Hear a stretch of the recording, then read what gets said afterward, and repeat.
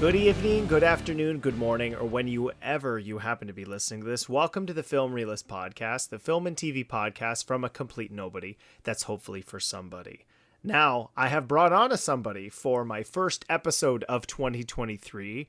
If you are a listener and have been following on Twitter, you do know that I have not done my top 10 films of the year because I said that this was going to be the first episode of the year, so that was not done early, but I am joined by Twitch streamer and gamer, Shane Southpaw.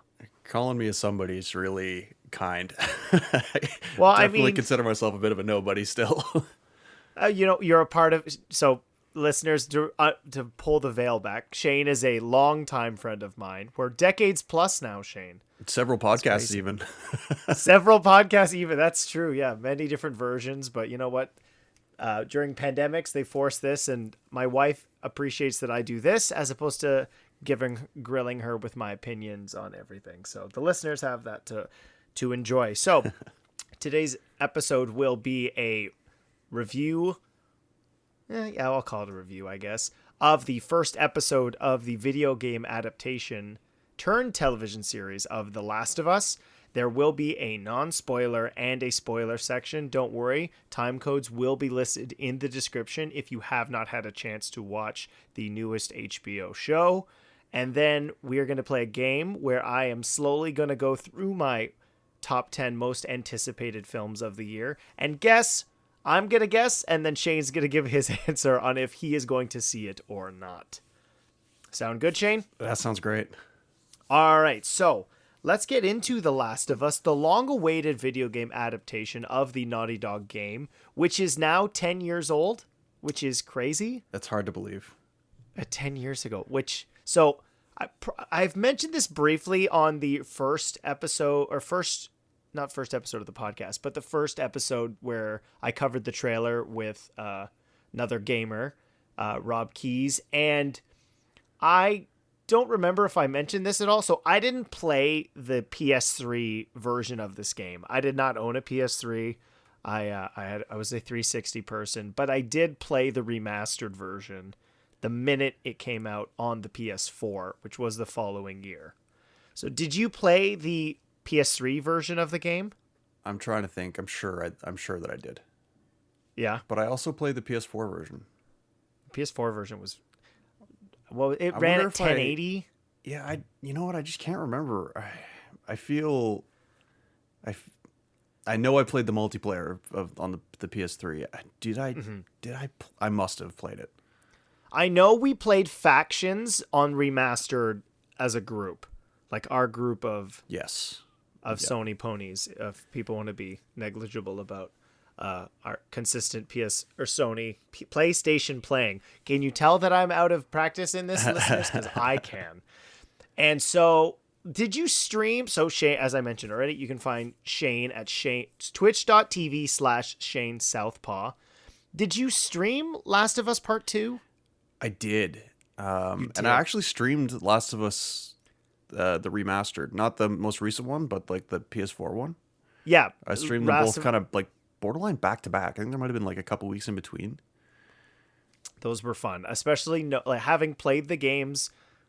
Well, obviously we played the first one around the same time, but I believe I had beat Part 2 beforehand, and watching you go through that is always thoroughly entertaining. I think your God of War 2018 clip for the ending might be one of my favorite moments on your channel. Yeah, that's part of the fun about, and I don't often mean to wait and play a game for months after its release. I mean, obviously you don't want to play something that's fresh and hot and get all caught up and lost in the buzz, especially when you're streaming. But playing God of War 2 years after its release, that was fun, and hopefully it's not 2 years before I get to play Ragnarok. That's for sure. Well, your schedule, I believe, is in your Discord if a listener wants to see that. Is it up on your Twitch channel? What your I'm probably due for a refresh on that. I think refresh. Okay. I'm probably due to put some upcoming games in there. Yes. So neither of us has actually played the remake, all of the different R's for what the games are. So Last of Us Part 1, which was the PS5 port of the game, which was essentially to match all the awesome visuals of the second game. So my memory of the first one is fairly good, I think, in terms of watching this episode. So were you excited about this? Like video, like the truth, like in terms of like, I see everything, and then you're very particular with what you go and see in the theater. Yes. Yeah, In terms of video game adaptations, like before we get into The Last of Us first episode, what is the highest bar in terms of a video game adaptation that you've seen? That's a good one. Because we talked about this, I think, briefly on your Twitch the other day. Had you seen Sonic 1? No, I haven't seen either. Have you seen Detective Pikachu? I've seen Detective Pikachu. That one's pretty good. I think if I had to pick, are we talking strictly movies? No, anything. A TV. There's some excellent TV shows. Castlevania for me. I was gonna say Castlevania and Arcane. I think probably Arcane is number one for me. That was so good. And I have. What was the Cyberpunk Edgerunners? Also very, very good. It seems that video games, at least in terms of the more mature content, has been successful on streaming services. Castlevania is even getting a spin-off during the French Revolution.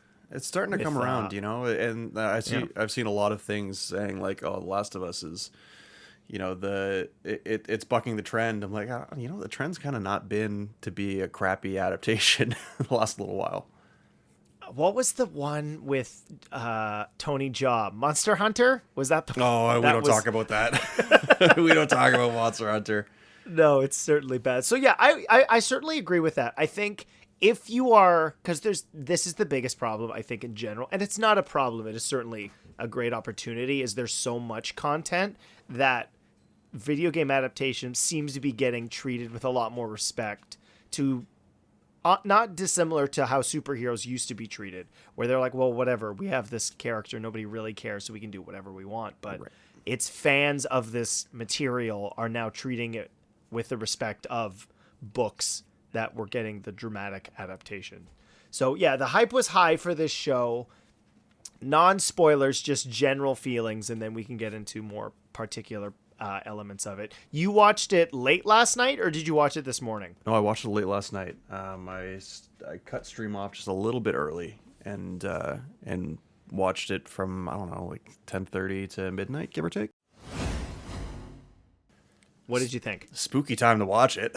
Turned off all my lights and like watched. I hadn't had a feeling watching the opening sequence and the game that dread that I knew was coming because of playing the video games since like booting up The Last of Us Part 2.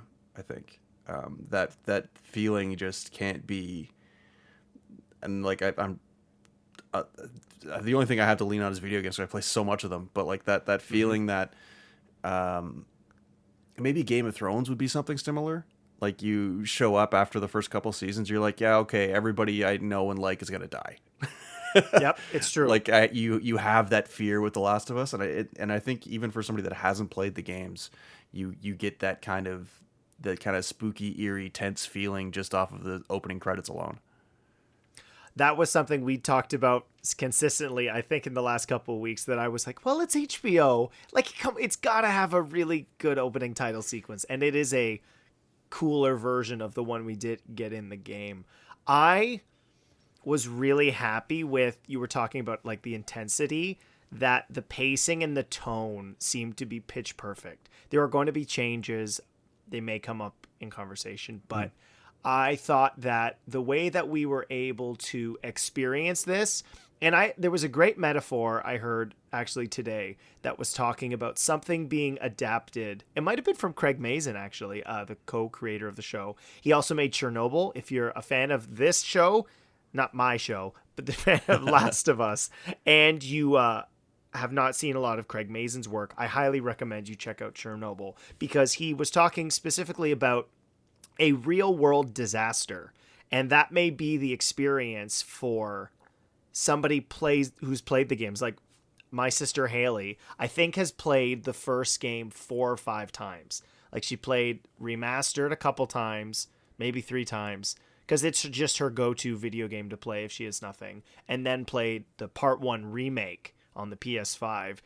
And even though you know what's going to happen, I credit the show a lot with that because, and we'll get into it when we can talk about specific plot details, but just, you're absolutely right. That dread of being, I know what's going to happen. Are they going to do it differently? How's things changing? And there are some significant changes, at least in the first 15 minutes, which I thoroughly enjoyed because I don't want this to be a cinematic adaptation, because if that is the case, then you'll just play the game. Or or just cut up the footage that exists. Like you can go go on YouTube and watch that if you want. Yeah, the 7 hours, which I did see some people tweeting, "Oh, I'm going to watch this beforehand." And I'm really grateful. I've held off playing part 1 again.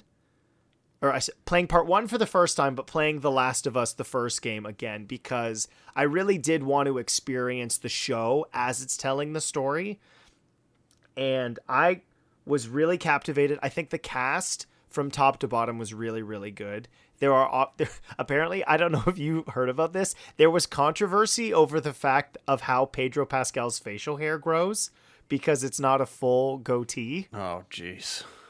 Which, as somebody who could not grow a full goatee, shut up, because it's Pedro Pascal. I was on a different podcast the night, actually recording, when Bella Ramsey and Pedro were both cast. And the fact that these people who can pretty much do whatever, I think would be the general sentiment, decided to do another HBO show that shot in Canada, in Calgary, in the winter, to some degree. I think is really great. Like, in terms of the pacing of the first episode, like, were you captivated? Like, because it was long. It was 120 minutes, this first episode. I mean, you're talking to the right guy. There's tons of shows that have a long first episode, and that, for me, that's an immediate turnoff. But like, I've been steeling myself for this, to watch The Last of Us for many, many months now. So it was too late for me to look at that and be like, yeah, no, I can't do it. I thought the pacing was great. I thought it was good. I was a little bit nervous, and you'd mentioned this to me earlier that with a 9-episode arc, we're a little bit concerned that some stuff might hit the cutting room floor that we really liked about the video game. And I gotta say that for an hour and 20 minutes, it just certainly didn't feel fluffy. No, certainly not. Without, you know what? Okay. There's a lot of things I want to say right now. So wherever we are, I'm just trying to make a mental note of this.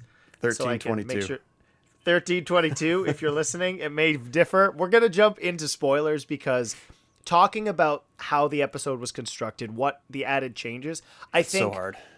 It's very difficult. So I'm going to keep looking at my time so I don't mess this up for later. But if you are a fan of, I think, both of these actors, this is not a zombie show. I think throwing it into that camp may be the easiest way to pitch this, but ultimately it's about two characters who are thrown together that don't want to be with each other, just trying to survive in a dystopia. You could quote unquote call clickers zombies, but there's more to that, and the show does kind of explain some of that to some degree. So if you're interested, I think watch the first episode. It's an HBO show, so obviously the investment is a significant production amount value of time. Is there. Absolutely. The acting is incredible, I think. Yep. And the money is being spent well. This is the hilarious thing to me, and this is not a shot at Disney Plus. This costs like the same as much as Obi-Wan. Be what it will. So I think watch episode 1. I'm not going to be doing an episode to episode recap of this. There's going to be a lot of those. I'm waiting to see how the first episode being almost a movie and then getting the back 8.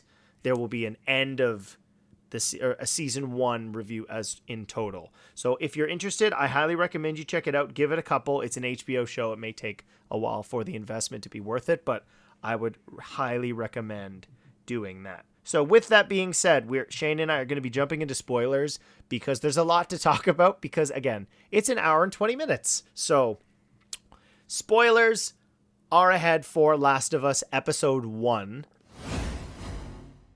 All right, so we're in spoil.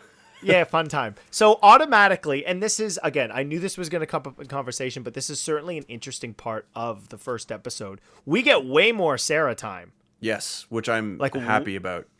because not that necessarily I thought in the game we didn't get enough time with Sarah. Like the time that you got, you could take that time, you could explore, you could look at all of the belongings in the house. You could do all sorts of stuff with Sarah that you obviously can't do with a TV series. But I think that the important thing that I took away from it, that first little bit with Sarah, is that this show is not going to be strictly from Joel's perspective, which no, and it shouldn't so be. Cool. No, and it shouldn't be. But that's how you hook the people that have played the game, right? Mm-hmm. Well, and so we're in full spoilers for Last of Us the game. Well, no, I'll try not to talk about past the episode in terms of the game timeline. That will be very difficult, I think, but yes, to some degree, the length of the episode actually kind of helps because I can literally see the chapter break in terms of the game itself. But so in the video game, we are given very little time with Sarah. Shane mentioned you can walk around, but what was so impressive about the first game was how little time you got with Sarah, and then her death. Spoilers, we're in it. Yeah. In the video game, in that cinematic, was so shocking. Yeah. Even though the game cover has Ellie and whatever, but that is not something I think anybody would have predicted coming through. I saw a great analogy to when Drew Barrymore showed up in Scream, where you're like, oh, it's Drew Barrymore. She'll be in this for a while. Spoilers, she's not. But you're absolutely right. I think, I can't remember. I had it pulled up and I don't remember the name of the actress who is, I found this out because I looked it up afterwards. She's Thandie Newton's daughter, which is super cool. There you go. Who was also in another big HBO show, Westworld, that unfortunately got canceled before its final season. Super disappointing about that. Nico Parker. Yeah, I thought she was fantastic. And you're right, getting to explore the world with her was, I think, a great way of setting up what things were like before everything hits the fan. Oh man, I totally forgot to bring this up. That little intro skit set in the 60s with the TV host. Yeah. How did you feel about that? I hated it. I was so really?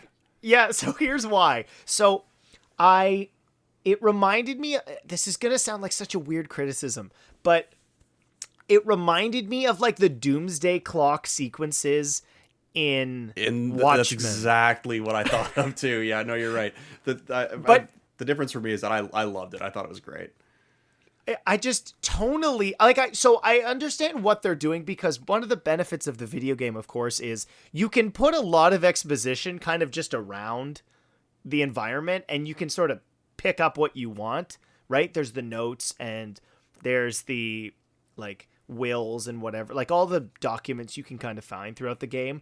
And with this being, I think, and I mentioned this in the non-spoiler section, with this, I think the unknown for people is oh, is this just a Walking Dead show? Which I think is criminally unfair to the source material, being the video game. But not unreasonable, because people see absolutely. Kind of grim, dystopian, quote-unquote zombie show, and the only thing they really have to compare it against is, The Walking Dead. Which is true. Which ran for 8,000 seasons. Way too long. But yes. So I did not enjoy that scene, because in terms of tone, it felt unlike any of the rest of the show. I was what? I thought for a second, because I was watching this, we're both in Canada, so we're watching it on Crave on air, and typical with HBO fashion, you get a bunch of trailers for other shows before the show starts. So that had started playing. I'm did I click the wrong thing? Oh, I actually didn't watch it on the on air. I didn't get all the trailers. Yeah, but so I could definitely see that. Yeah, trailer. I'm oh, is this a new show they're doing? Because it doesn't fit. The wardrobe alone, with it being in the 60s, I'm what's happening? Yeah, we've changed. Oh, this is, I guess, a minor thing that. So instead of it being in 2013, we're now in 2023. So the timeline has moved to just be more modern, I guess, but whatever. But it felt very, I'm trying to think, it almost felt like it was mock documentary, right? Yeah. But I felt like that was very much in the director's style. Sure. Well, this episode was directed by Craig Mazin. Right. So that certainly fits with his Chernobyl roots. It's really funny. If you want an interesting read, if you're curious about the history or Craig Mason's film career, look at the different things he's been a writer on. It's insane. I couldn't believe some of the stuff that this guy's had credited writing to, because he makes Chernobyl, which just won all the awards, but he also was like a script writer on Huntsman: The Winter War, which not a good movie. But yeah, so I thought that the initial relationship that we're given with Joel and I almost said Ellie and Sarah is fantastic. There's a reason they cast Pedro Pascal in this role. I love how thick Texas he is in his voice, which is not normally how he sounds, but that's what Joel sounds like. And it doesn't sound like an impression of Troy Baker. Like, that's the hardest thing with a game like this, where it's a modern video game. How do you do something that feels like the character but doesn't feel like an impression? And how do you completely miss it and you're Mark Wahlberg in Uncharted? Yeah. Pedro's just dad at this point. He is daddy. Like the internet is just... He's America's dad. He's space dad. He's just dad. He is dad. Yeah. And like, I'm very curious, the daddy community, which is Advid, and I love it because it's true. How people are going to feel, because I think one of the best things this episode does like his introduction with Ellie is hilarious, throwing her into the wall. Yep. Like all the subtle changes they put in there. I'm so glad we didn't get the sneak to go get the car battery mission. Totally agree. Which is in the beginning of the totally game. Like agree. Cuts like that make so much sense. Gabriel Luna as Tommy, I really enjoyed. And this is something that hasn't really been addressed by, I don't think, even Neil, but there are changes to the backgrounds of those characters, making them both Latinx. So like they're in Texas. Yep. Which is cool because and I don't really see anybody complaining, which is certainly a good thing. I mean, and I like their you're dynamic. Complaining after that, like, I'm sorry, you're just a racist. Like, I don't know what else to say it. If you don't like Pedro Pascal at this, he's Space Daddy, and now he's Ellie's daddy, and well, he was Sarah's daddy. What did you... Okay, so we were talking about dread. How did you feel leading up to that scene? Like, because we both know it's coming. I was gonna be sick. And I saw a TikTok today where it was two people. Well, it was a person playing two people, but there's one person who was sitting there watching. They're like watching them run into the restaurant, and the guy was like, "Oh, I sure hope they make it out okay." And then it pans over to the other guy who's got the blanket in his mouth and the tears strolling down his face, and he's like, "Yeah, I sure hope so." And then he goes back to the guy and he's like, "What?" He's like, "Nothing. It's gonna be fine." That's exactly how I felt. I'm sitting here. I've got my sweater in my mouth, and I'm like holding back tears because I know what's coming. It didn't make it any easier. Nope. I remember saying around the time that we found out like this was happening, who was cast, and based on the material, if this is done right, like this should be one of those shows that wins awards. Should be. And it should be. I mean, you'd hope so. Yeah. But just watch it, absolutely devastating. Like, and knowing Joel's character, like that breaks him as a human being, and you can just see like how he moves around the QZ zone and the quarantine zone in Boston. Like this guy's just like, I don't give about anything. Well, anymore. can we I know we want to try to limit the direct comparisons to the video game for good reason, but like that bit at the end of chapter 1, basically with Sarah's chapter, was so perfectly executed in the video game. To see it more or less shot for shot in the TV show, like I think that was specifically done to make people who played the video games cry.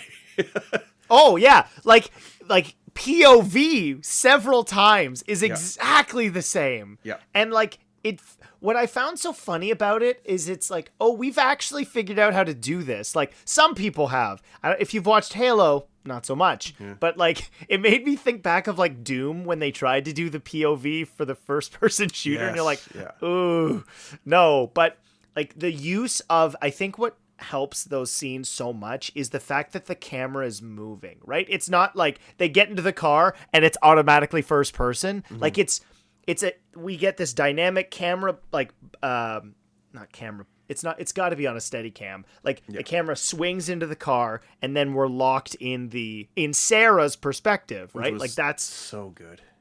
And then even the dread of like the terror that this is able to create. And I think being a fan of the game and still having these visceral reactions to this just shows like how well the source material holds up, but also it worked like a video game and a television show. They're entirely different mediums. Like regardless of cinematics, you can make decisions to do certain things that affect gameplay for the most part.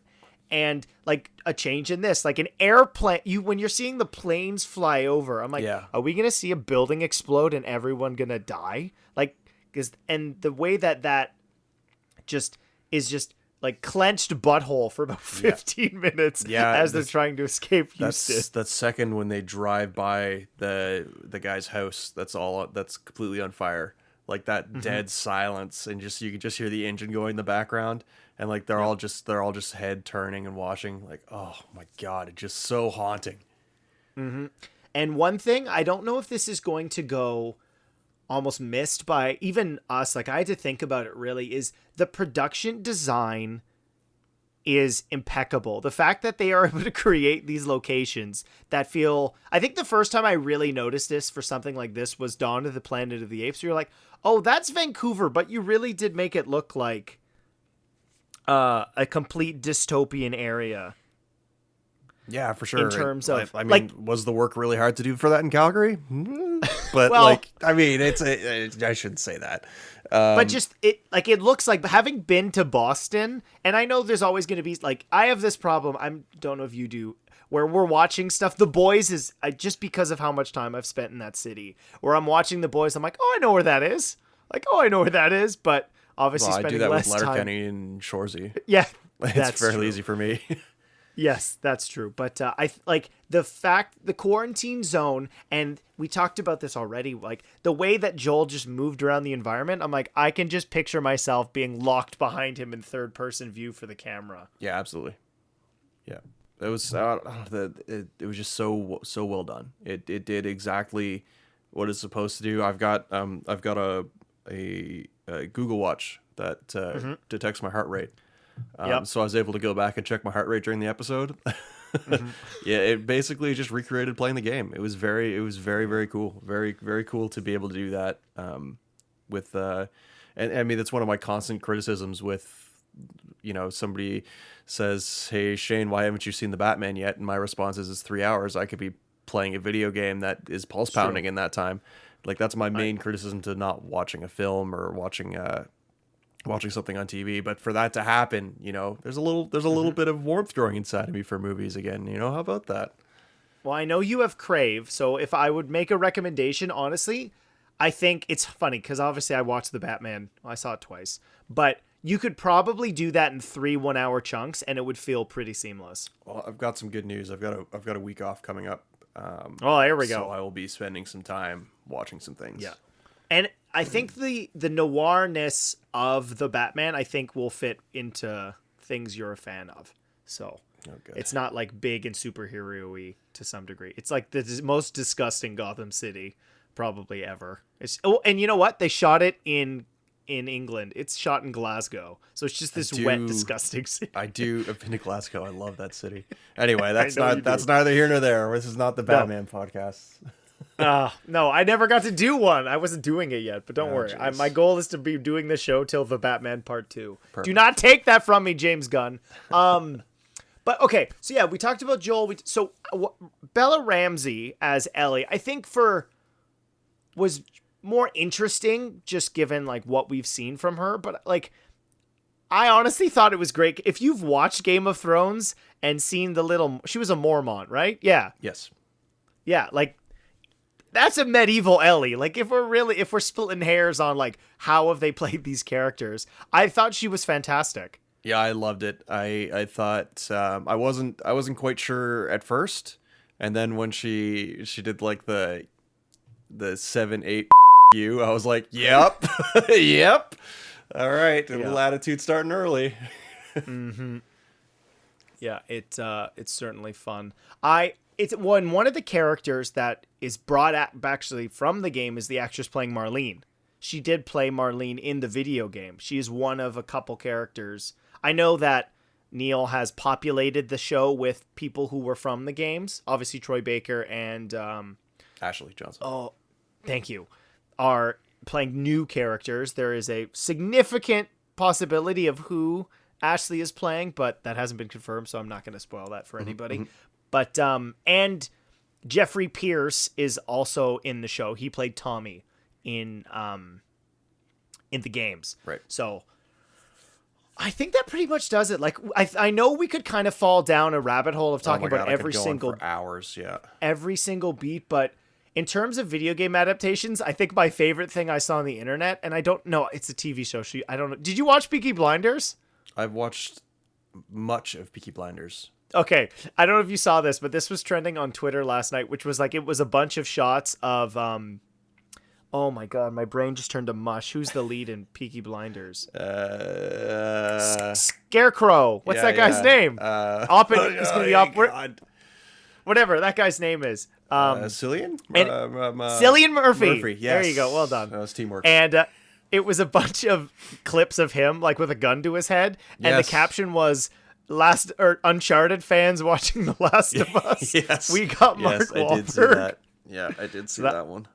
I thoroughly enjoyed that a lot. All right, so if you enjoyed Last of Us episode part 1, I highly recommend you check out episode 2. I know that I was recommending this show to everybody I could possibly run into in my real life because I want this to be a success. And I want to get to see more of this universe depending on how they decide to structure it. I know if you look into it, the first game is likely going to be just one season. But we talked about length of time. The actual gameplay is about 14 to 15 hours. Yep. So if you cut out the sneaking around, it's probably 10, like we talked about today. It probably lines up okay. Yeah, I'm very much looking forward to that. I don't recommend watching any of the promos if you're a fan of the games. I'm kind of looking forward to just experiencing the show and then knowing I know what I know about it. I mean, that's the way that I'm going about it. But if you choose to do a different path, that's of course entirely up to you. Now, we're moving into a brand new game show I'm inventing called Will Shane See This? No sponsors. So I have my list of top 10 films that I am looking forward to. I'm going to list a film, give my guess as to if Shane is going to see it, and then Shane will tell me if I am wrong or if I am correct. I almost said wrong twice. Can you tell it's been 3 weeks? All right. How fast I lose by playing this? Is this like a I'm going to theaters to see it, or is this like I'm holding off? No, going to see it in theaters. Okay. So there's like 2 here that I won't say which. All right, no. Okay, all right, here we go. All right. So we're going from 10 to 1. So I'm gonna act. You know what? Yeah, that's fine. All right. So number 10 is Fast X. Shane will not see this. 0. I don't think Shane has seen a Fast and Furious movie. So I've seen the first 2. First 2? All right. Yeah. It's a good way to stop. Yeah. I love these movies. They're big and ridiculous. Honestly, they remind me of like rescue heroes from the early 2000s. Yeah, at this point. I know how beloved this series is to you. But Yep. I just can't bring myself to skip 8 movies and jump You know back what in. though? That'd be a great experiment. Like That would be a good Haley, experiment. my sister, is deliberately not watching most of the Marvel TV and just seeing if the movies are fine on their own. And so far, they are. Interesting experiment. Yeah. Well, just because of time. Like honestly, there's too much stuff. Yeah. All right, number 9 is Blue Beetle, the DC character. I don't think Shane knew this was going to be a movie, but I am going to assume he's also not going to see it. I knew it was a movie. I knew it was Okay. coming. But I don't know enough about the character to have any hype. So unless it reviews stupid well, yeah, I probably won't. All right. So that was number 9, Blue Beetle. Moving on to number 8, which is Elemental, which is the new Pixar film about a man made of water falling in love with a woman made of fire. Now, you know what? I'm going to throw an audible in here. I was going to say no, but I think your wife might want you to go and see this. So I'm going to say yes. That's a tough one, you know. Yeah. Did you see Inside Out in theaters? I have not seen Inside Out, period. What? I know.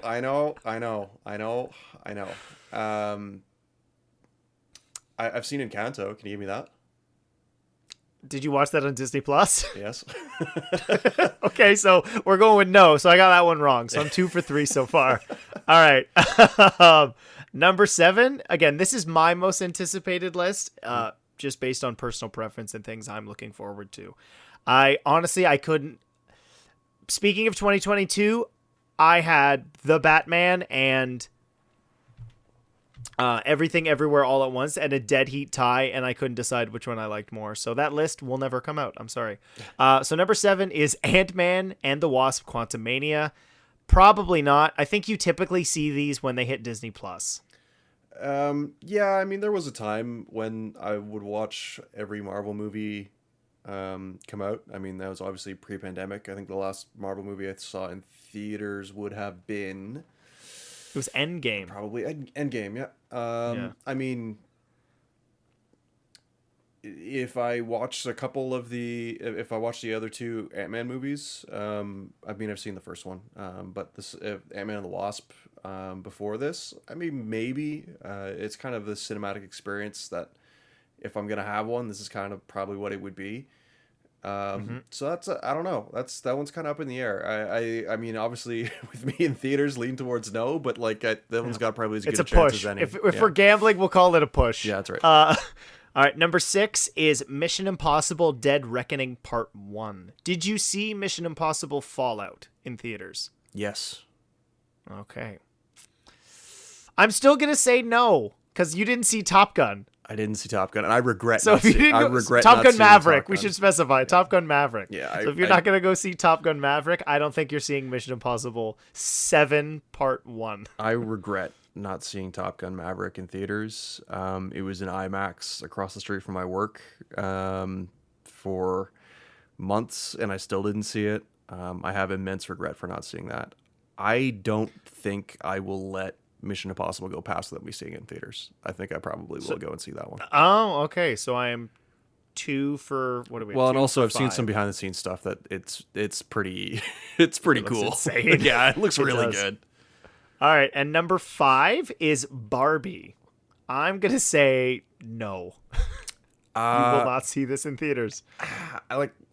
It won't be one of those ones where I'm like if my wife is like, oh, let's go see Barbie, I'm not going to be drag kicking and screaming because it looks fun. Sure. It does look but fun. I don't think I would willingly just like pick up my stuff on a Thursday and go and watch it. Mm-hmm. All right. Number 4 is Creed 3. I'm again going to say no because I don't think you've seen any of the Creeds. I have not, and There we go. I feel kind of sad about that too because I know how much you love them. So I'm like, I do. Creed, the first one, so that was 2015, is my favorite theatrical experience of that year. Now somebody may go back and they're on something. They're on something. If I've got time, I think it's Prime. sitting around. I think they're on Prime. Oh, I've got Prime. I think they're on Prime. Oh, maybe I'll find it. But yeah, Creed 1 came out the same year as Force Awakens, and you might assume Force Awakens was a better experience. In the final fight in Creed 1, people were cheering as if they were at a sporting event, and it was insane. It was absolutely cool. That's cool. All right, so number 3. I'm saying you're going to see this because I think you liked the first one too much to skip this one, and that is Spider-Man Across the Spider-Verse. Yeah, I'll 100% see that in theaters. Ding, ding, ding. Yeah, Okay. Yeah. And, not knowing much about the first one when it came out, that's a regret that I've got. I saw that with you and Dan on like New Year's Eve. Yeah. I 100% will go and see that one. Yep, that's a no-brainer. Number 2, I don't think you're going to see it because you didn't see the first one and have still not seen it. Dune Part 2. Yeah, that's something for me to watch next week. So I'll report back on that one. All right, and then number 1, I really don't know. I don't know if you're going to see this. I feel like no, I don't think so. So the number 1 for me, my most anticipated movie of 2023 is Indiana Jones and the Dial of Destiny. I don't think you're gonna go see it. Even if people say it's really good, I think you'll see it at home once it's on Disney Plus. Well, so here's the thing, and I've come to my own conclusion about this in advance of this podcast. Okay. And I don't know if you know this about me, but I have never seen Kingdom of the Crystal Skull. That's your Spider-Man 3? Well, not This is an inside joke. Sorry. Yeah. No one will get that except one person who lives out of this country. It's true. It's so. Can you go without seeing it? Like that's the real question. Like, are they gonna avoid the? I mean, I don't think James Mangold is a good enough filmmaker and writer. He's doing double duty on this, where even with some of the bad elements of previous films, they still managed to make Logan amazing. Oh, so good. So I will see this in theaters. Okay. I'm not actively avoiding Kingdom of the Crystal Skull. Like if it falls in my lap and it's there to watch, sure, I'll watch it. I mean, I've heard every critique that there could possibly have of that movie at this point. But I think I don't know how much story is going to be carried over from that into this latest version. There's a small part of me that hopes that Harrison Ford will sail off into the sunset following this, as painful as that might be. But I have a very soft spot in my heart for the Indiana Jones franchise. Maybe not quite as soft and pillowy as yours, Kyle, but I do have an official Indiana Jones fedora. Yes, sitting on my. What is it sitting on? It's my Ant-Man poster, ironically. I have watched those movies so many times. I used to, when I was at camp, rewind them on the VCR and put it on, and then watch all three, and then rewind them back and watch them again. So you had a level of fandom that was even higher than me as a child, which is you at one point. I mean, you gave them to me, but at one point you owned all of the Young Indiana Jones Chronicles. Yes, and I remember watching them when I was younger too, and I didn't quite get around to watching them all when when I owned the DVDs. But that was kind of a cool thing. I could, what's that one thing that you have that no one else does? Oh, well, the first, the only 2 seasons of Young Indiana Jones. Yeah, the one thing that I think may carry over is that Indy seems to be wearing a wedding ring in Indy 5.